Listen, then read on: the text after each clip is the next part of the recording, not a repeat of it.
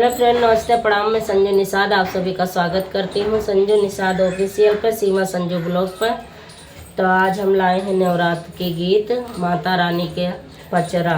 आप लोगों को कैसा लगेगा कमेंट बॉक्स में ज़रूर बताना। सीमा जी लाई है, मैं नहीं लाई हूँ।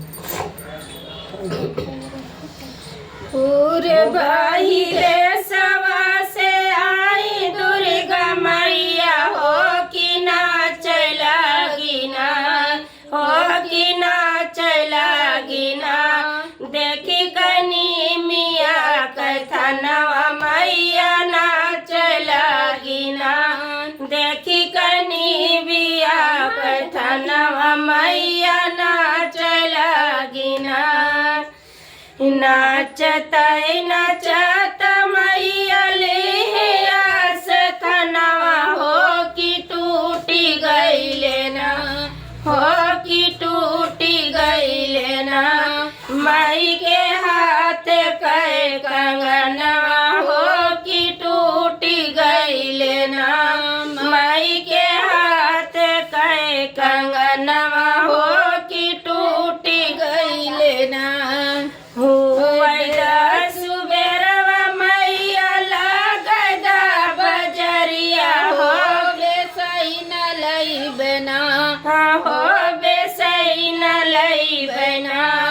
तोरे हाथ के कंगनवा मई बेसई न लई बना। तोरे हाथ के कंगनवा मई बेसई न लई बना।